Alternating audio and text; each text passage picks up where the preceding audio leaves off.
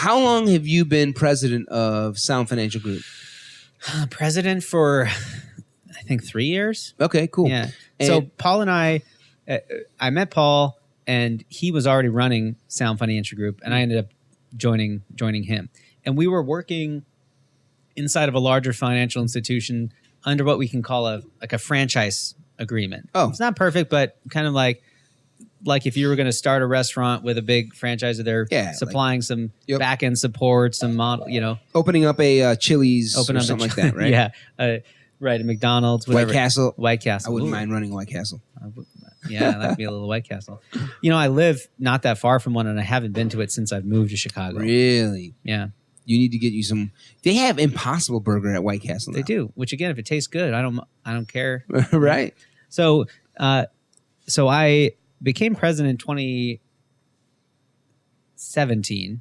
In 2016, we had a surprise move where that franchise agreement was ended, not in a very unexpected way for us. Huh. And we kind of call it one of the best bad things that happened to us because, well, gosh, we wouldn't be having this model where we had north of 30 advisors at that time under that model. And thankfully, they're all running their own things. So they're all doing, we kind of left. They didn't get canned and canceled and all that. Mm-hmm. So now we have a much smaller team, but we're focused on our clients and working directly with them versus helping other people build their businesses, other advisors build theirs. And so we get to work with all of our clients online. I get to live in Chicago with my wife and move here from Seattle to help her, support her in her dreams. Paul gets to go with his family in an RV for a year starting in June to support their dreams. That's so cool. We just we have a kind of life that we wouldn't have expected to have and certainly wouldn't have been moving towards if we had been in the same path that we were on, but it was interrupted for us. Yeah. And I think now we're all the better for it. That's great, dude. And okay, so technically what you guys do is you help clients manage their money. You are a financial advisor. That's part of what we do. You give advice on financial matters, especially them investing their money. Is that right? And and what do you do that's different than run of the mill financial advisor? Right now, for example, I'm with Morgan Stanley. I have a financial advisor there, and I've been reviewing that whole relationship and figuring out is this what I want? So how are you guys different?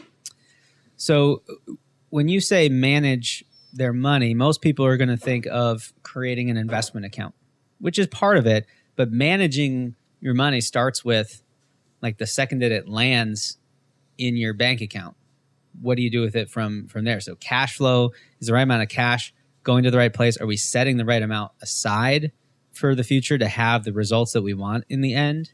Are we doing that with the most tax efficiency? So there's all kinds of things that happen before we get to how much stocks and bonds should we have. So I think a lot of people think that's 90% of what advisors do.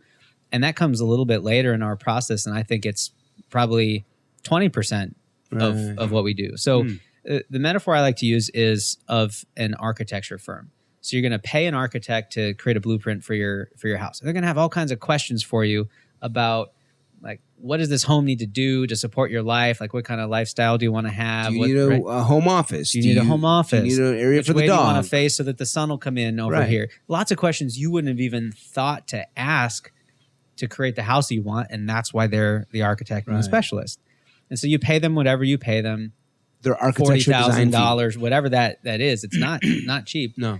And then they give you a blueprint. You own that blueprint, and if you're really handy with a hammer, you could go build that house yourself. True.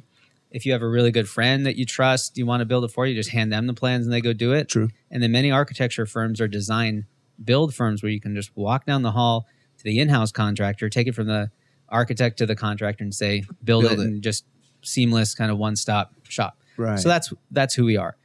Both the architect and the contractor? We can serve as both, although we don't have to. So most clients, an advisor is only going to get paid in a very limited amount of ways, and it usually relates to some kind of product, whether that's insurance or investments or a trust or some kind of strategy. It's doing one specific thing is the thing that gets the advisor paid. They may talk about all kinds of other things, but it really comes down to that one specific thing paying them.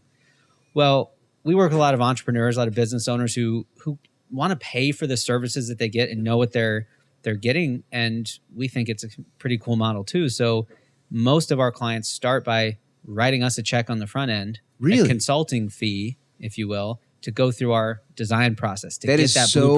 blueprint. What's the word? Not antithetical. Not. That's just. It's so against the Refreshing. grain. Yeah, against the grain. Of Mm-hmm. financial advisory. Yeah. Right. The 1% fee on assets. If you got $100,000, you're paying $1,000 each year. You got $1 million, you're paying $10,000 Right. a year in fees. You're saying no, we don't. That's not how we operate in the beginning. You can Correct. just pay us a design fee to design your financial life Yeah. with your goals in mind. So we get to work with a lot wider range of people that way because, like you mentioned, Morgan Stanley. I don't like to name names, but like my impression there is, Tell me if how you don't they're have- screwing me. like, well, they'll have a certain goal depending on who the advisor is. They might say, I'm not going to talk to anybody unless they already have $1 million for me to roll over. But course, right. a doctor that's fresh out of their training has a good income. Right. They're going to get to that point. Right. But Morgan Stanley might not give them the time of day. Right. So I've always thought if I can help that doctor, I'm going to go slowly because this is important. If I can help that doctor get to the point that Morgan Stanley would give them the time of day Right. a couple years earlier than Right. they would have on their own, Right. and they'll never leave me for Morgan Stanley. Right. Right. Because you set them up early on. Right. And so now, okay, to whatever extent you're willing to share, what would that doctor pay for a design fee with your company? So I think our median average is about a $5,000 fee for clients. Now, the range is somewhere about $2,000 to $10,000. Okay. Depending Does it depend on on a lot of things, the complexity. Like if it's a much business, effort? they got lots of employees, lots of other things. We're talking about their 401ks. We're talking about these. We're going to have to go back and forth with an attorney on estate planning issues. Gotcha. Then the fee's going to be higher because it's our A time. lot more effort, right? And the client, like we realized, our clients want to know that we're getting paid for our time, because if we're not getting paid for our time, they know we have to get paid somehow, and they're wondering where it's coming out of somewhere else. Right. And so, but doctors, especially residents, people who are just starting their training, like we Newbies, have some yeah. very favorable scholarship type programs because my wife is going through that right now, and it's a really important demographic for me. They don't have a lot of time; they need a lot of help, and we can Right. make a big difference in a short amount of time. So, any doctor out there, especially, I mean, anybody, even if they're not sure they can afford a fee, like most of our clients, the income range that they're in is about 300,000 to 2 million. Like that's the typical incomes that we work in. Yep. So people don't need to have huge amounts of assets. It's income ranges that we usually use as a starting point because we want to help them get to those points where they have Right. large accounts. And someone with $300,000 or $2 million can easily afford a $5,000. They can afford a $5,000 design fee. Right. And it might be less it depending feels on cleaner things. too in a way Mhm. where it's like the fee is not baked into assets under Right. management, whatever they're managing. Now we do that as well. So if we go through our fee process and then at the end of that, we become their asset advisor, then we can actually refund them some of the money. Now this is rare too.